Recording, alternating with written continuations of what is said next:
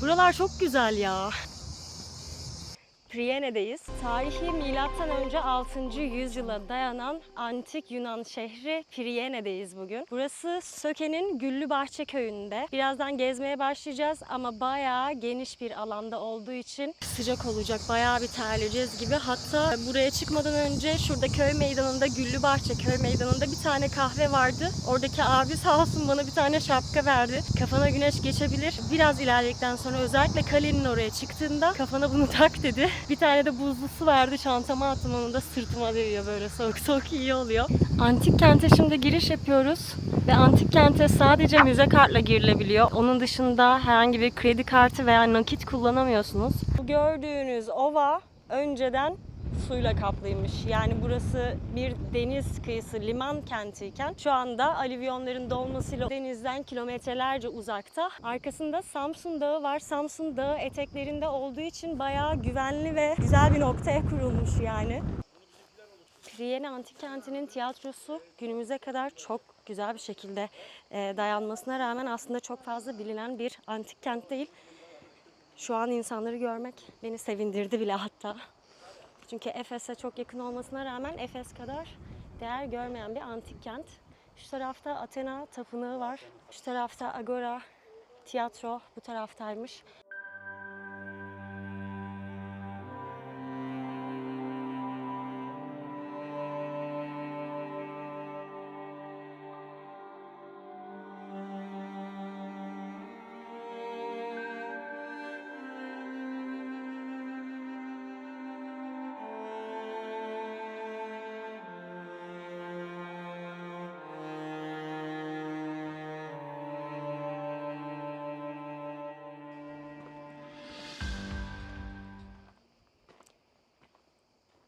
Burası bildiğimiz devletin en önemli kararlarının alındığı ve 500 üyeyi içinde barındırabilecek bir kamu binası aslında.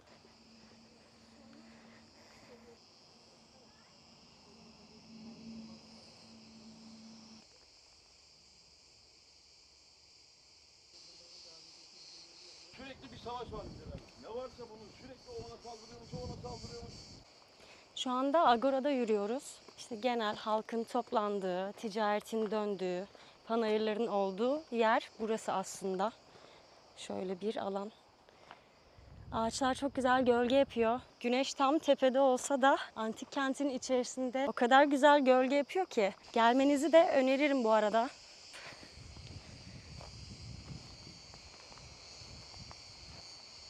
Şuradakilere bir dikkat edin. Şuradaki sütunlara ve kapalı uzun alana dikkat edin.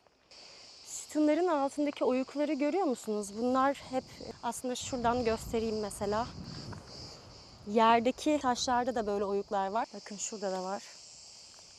Bunlar hep sütunların ve taşların daha kolay bir şekilde üst üste durmasını ve yıkılmamasını sağlamak için açılan oyuklar.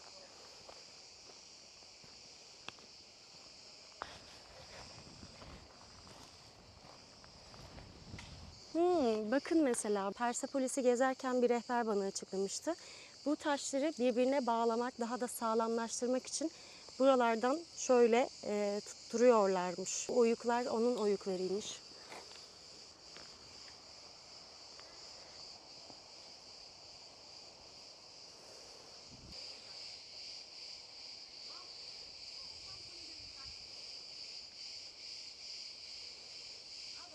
Bu alan kutsal stoğaymış. Burası şehrin en uzun kapalı alanıymış.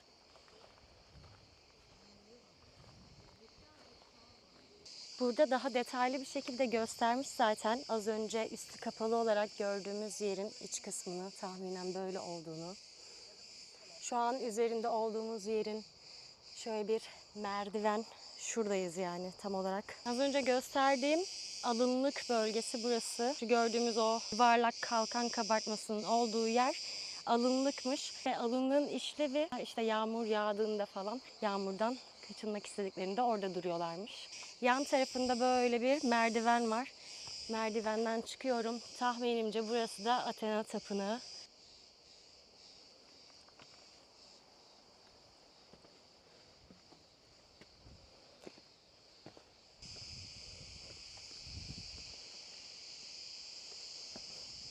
değilmiş. Zamanında milattan önce 4. yüzyılda tanrıça Athena'ya adanmış. Priyene'nin en büyük tapınağı Athena Tapınağı. Şu anda tabii hiçbir eser kalmamış. Ama harika bir ağaç var üstünde.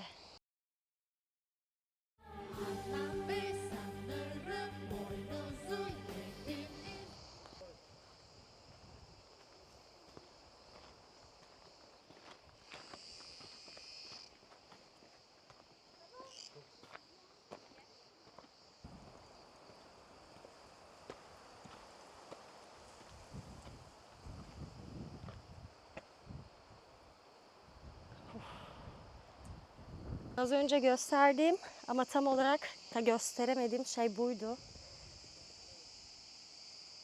Görüyor musunuz? Sapasağlam ya. Bu kadar sağlam kalabilmesine şaşmamalı.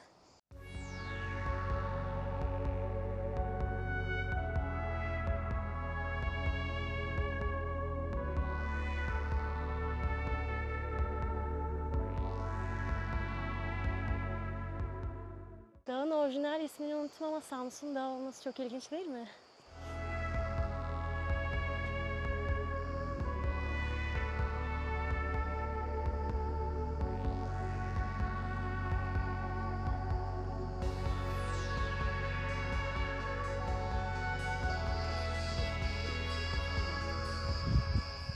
Şehrin arka tarafında Samsun Dağı. Burada gördüğümüz ovada eskiden deniz olduğu düşünülürse bayağı güvenli bir liman şehriymiş burası. Zaten arkadan saldırılması imkansız. Dağ olduğu için bu tarafta tamamen İyonların kendi yönetiminde olduğu için harika.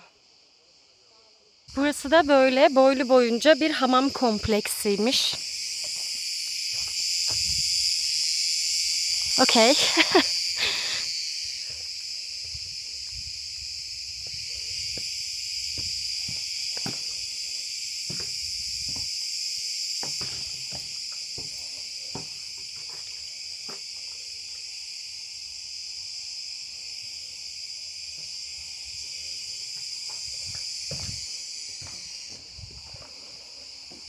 Hamam kompleksi yazıyor olmasaydı burayı lahitlik falan da sanabilirdim.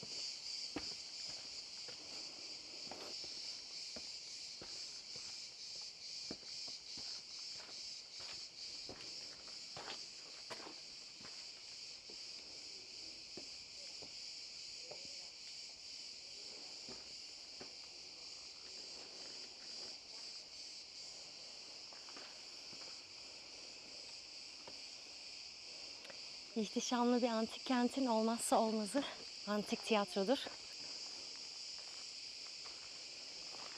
Tahminimden daha küçükmüş. Ama harika korunmuş. Wow.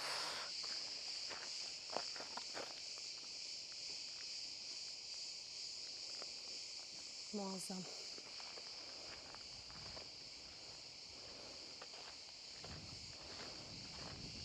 Resmen her biri bir taht gibi.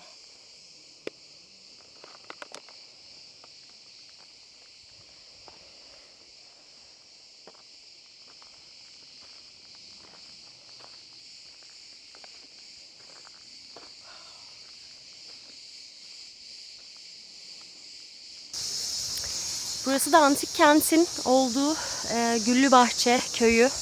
Bayağı tatlı bir köy bu arada. Birazdan Doğan Bey köyüne doğru gideceğim. Doğan Bey köyüne eğer aracınız yoksa Buradan direkt Güllübahçe köyünün merkezindeki şuradaki servislere falan binebilirsiniz. Çok tatlı buralar. Antik kentten sonra şu bayağı ilaç gibi geliyor insana ya. Ne kadar güzelmiş burası ya. Evet. Çok güzel bir köymüş. Yani burada değirmen varmış. Burada değirmen şeyi bu. Değirmen. Evet, değirmen varmış burada. Bunun şeyleri varmış. Tabii kalbimiz yok. Değirmen yani. Buradan yukarı 7-8 tane değirmen vardı öyle. Sular oradan ona buraya kadar geliyor. Değirmenler çalışıyordu 7-8 tane. Güzel bir köy ama Eskiden belediyelikle belediye iptal oldular. Hizmetli şeyler. Burası eskiden belediyelikti. belediyelik. Güllübahçe Belediyesi'ydi yani. Ama şu anda Güllübahçe mahalle olarak geçiyor. Bana şey dediler, Güllübahçe'ye taşınmak çok zormuş. Ne gibi farklı? Buraya taşınmak isteyen birini önce burada yaşayan insanların benimsemesi gerekiyormuş gibi. Böyle bir duyum aldım. Bilmiyorum ne kadar doğru. Öyle bir şey söylüyor işte. Herkes bir şey söylüyor. Evet. Öyle bir şey yok. Çok iyi değil mi ya Buraları şurası? gezmiyordu buraları. Eskiden burası şehir Çok gelen restoran giden olarak turist, çalışıyordu. turizm çok vardı. Ama eski bir maalesef. Turlar olsun falan. Güzeldi. Bu doğal su. Tabii doğal su. Bu dağdan gelen bu dağdan suyu. Çanına bak, suyu bile şeye bak. Serin yani. Güzelmiş. Daha fazla akıyordu bu da. Şimdi kuraklıklar Yazdı eski bir şey. Evet. eksileri akıyor. Neredesin? İstanbul'da mı? Neredesin? İzmir. İzmir misin? Yakın mı? İzmir şurası. İlk defa geldim ona Öyle mi? bugün. Tamam. Hadi gidelim kahve içelim. Ben böyle sürekli köyden köye şey taşıyorum. Dedikodu. Herkes birbiri hakkında bir şeyler söylüyor bana. Uzun bir süre aradan sonra. Teşekkür ederim. Hı? Tamam kalsın. Anı olarak saklayayım. Teşekkür ederim.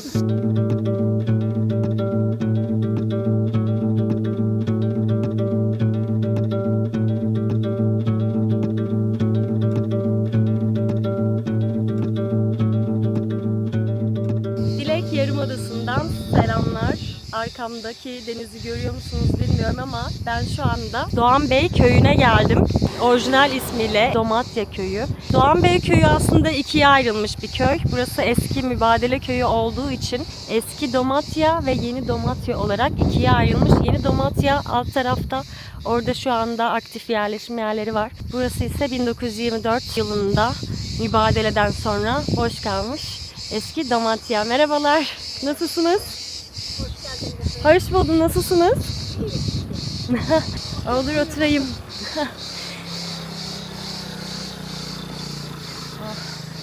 Gözleme mi yapıyorsunuz burada? Yapıyor. Çay var, gözleme, kahve. Evet. Hepsi var. Geleyim mi oraya? Konuşalım mı biraz? Gel kızım. Güzel tatlı bir yere benziyor. Buradaki evlerin hepsi boş mu? Kimisi var, kimisi boş. Söyleyeyim ben kızıma getirsin. Tamam. Ama burası değil. Böyle gideceğiz. Var mı Ceyran bilmiyorum ki. Çok tatlı bir yere geldim şimdi. Burada köyün başında yürürken bir tane teyze beni çağırdı. Buraya oturdum. Biraz onunla sohbet muhabbet edelim. O ne yapıyor burada? Kızıyla böyle bir yer işletiyor köyün girişinde. Çay, kahve, gözleme, limonata, karadut. İstediğiniz her şey burada var. Köy hakkında aslında internette çok fazla bir şey bulamadım. Merhaba, nasılsınız? İyiyim, siz nasılsınız? Ben de iyiyim, teşekkürler. Ablam elektrikler kesildiği için Ceyran'ın yolunun olmayınca çayım da yok. İstersen Soğuk bir şey, soğuk bir şey Limonata olur. yaptık kendim. Olur mu? Tamam, olur tabii. Limonatayı sabahleyin yaptı. Sabahleyin yaptı. Güzeldir eminim. Kendisi yapıyor. Sen nereden geliyorsun? Sorun olmazsa kamerayı çevirebilir miyim? Boş ver ben. Tamam. Ben İzmir'den geldim. Ha.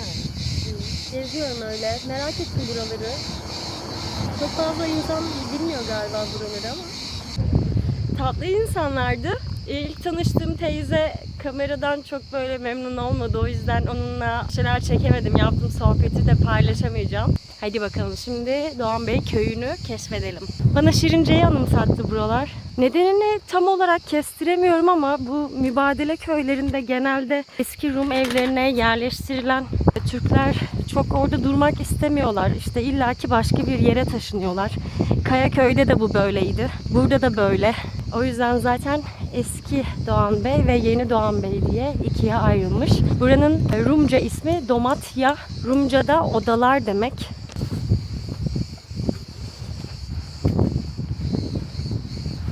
Sokakları böyle taşlı. Şimdi dedim ya, Dilek Yarımadası'nın oradayız. Bu Doğan Bey köyü birazcık üst tarafta. Alt tarafında işte balıkçı barınakları falan var. Manzarasının çok güzel olduğunu söylüyorlar. Köyü gezdikten sonra aşağı taraflara ineceğiz. Bir de Karina diye bir bölge var. Oraya da gideceğiz. Orada da yüzülebiliyormuş. Yüzmeyi düşünüyorum. Bu kadar sıcak bir günden sonra gerçekten yüzmek bana harika gelecek.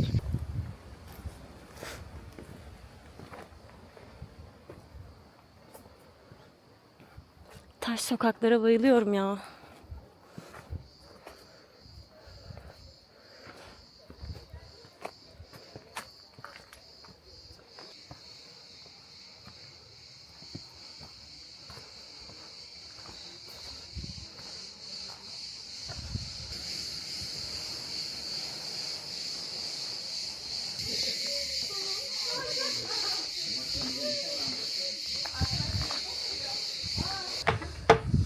Eski Rum köyü olduğu için tabii sokaklar hep labirent gibi. Her yol başka bir yere açılıyor. Her yer birbirine benziyor zaten. Burası harabe olmuş bir ev.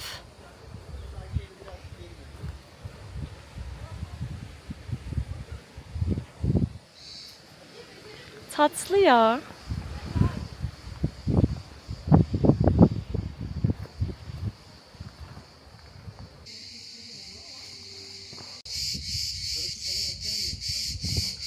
Burayı daha detaylı görebiliriz galiba. Şöyle bir bakalım.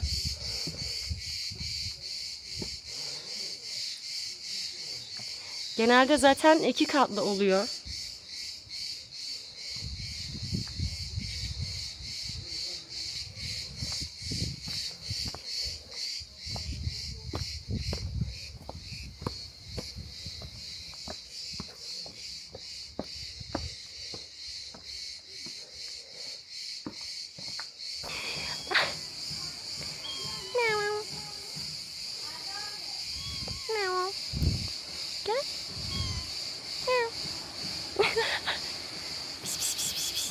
Dünyada sadece Doğan Bey köyü ve bu civarlarda olan bir çiçek var. Tüylü çan çiçeği. Buranın endemik bitkisi. Göremedik ya, bu mevsimde belki yoktur. Delta'nın haritası var. Bence daha çok bilinmesi gereken ve daha çok gezilmesi gereken yerlerden birisi.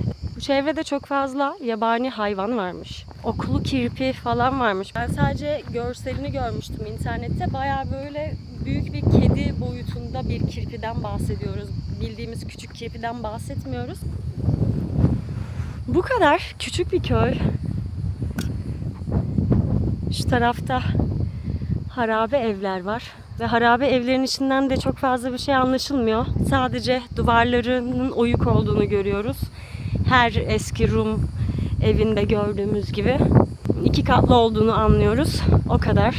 Yaşlı hastaların yaşadığını öğrendiniz. Sessizce uzaklaşıyorsunuz. Burası nispeten diğerlerinden daha iyi durumda.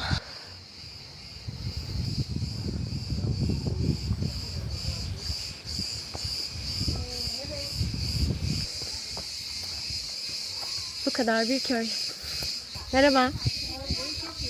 Hayır, siz yolu çekiyorum. Teşekkür ederim. Siz de öylesiniz. Günlük iltifat dozumu aldım. Bana yeter. Eski Rum evlerinde zaten her oda başka bir odaya açılıyor. Kapıdan girdiğinizde sanki kocaman bir avludasınız. Avlunun çevresinde odalar. Her odanın içinde de ayrı bir oda oluyor gibi.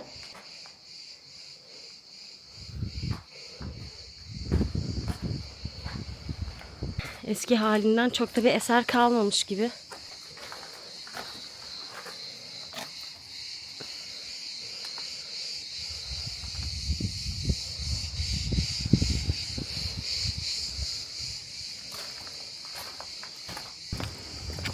Karina koyuna geldik.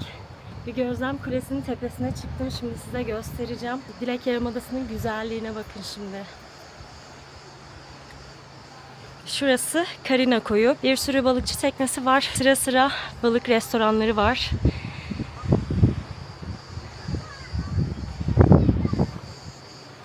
Şurası geldiğimiz yol. bayağı sığ bu arada. Yani şu ta uzaktaki insanları görüyor musunuz? Dizlerine geliyor su.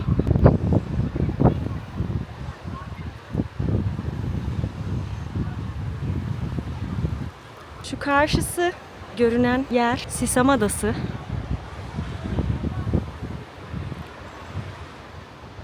Şurada telefonlar zaten çekmemeye başladı. Radyo direkt Yunanistan'a bağlandı. Çok güzel görünmüyor mu manzara ama ya? Şuraya bak.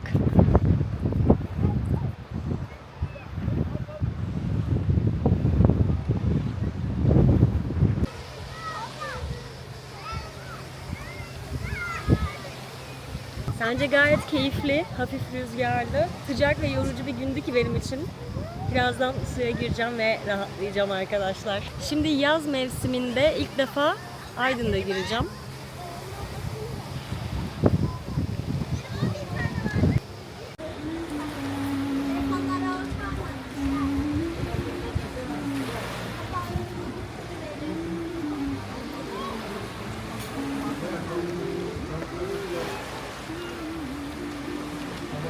Karina merkezde bir tane pansiyon var. Oraya geldim. Çadırımı kurdum. Size bu çevreyi göstereyim. Çok tatlı bir yerde kaldım. Burada koyunlarımız vardı. Gece boyu beni izlediler bu arada. Şimdi güneş olduğu için ağacın altına gelmişler ama akşam olarak şurada durup çadırımı izliyorlardı. Burada tatlı Adelia.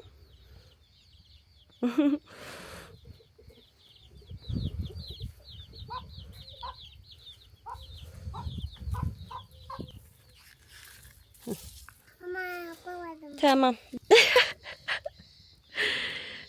Sırt çantama bu sefer ip koydum. Kaldığım yerin ismi Karina Pansiyon. Çok tatlı. Zaten burada galiba tek bir tane pansiyon var. Karina bölgesi güzel. Çok fazla eğlence mekanı yok. Eğer eğlenmek için bir yerlere gitmek istiyorsanız burası iyi bir seçenek olmayabilir. Ama diyorsanız ki ben birazcık kafa dinleyeyim ya da sevgilimle huzurluca baş başa geçirebileceğim bir yer arıyorum. Karina onun için mükemmel bir yer. Çok sakin, huzurlu.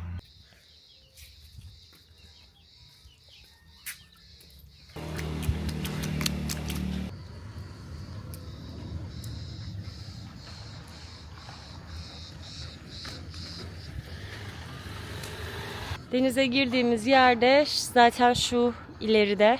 Bu kadar küçücük bir yer Karina ama bayağı sevdim ben. Öneriyorum hem Doğan Bey'e gitmenizi, gitmeden önce Pirnei Antik Kenti'ni mutlaka görmenizi, sonra da aynı benim yaptığım gibi Karina'ya gelip güzel suda iyice yüzüp ondan sonra restoranda balığınızı yiyip Karina'da konaklayabilirsiniz.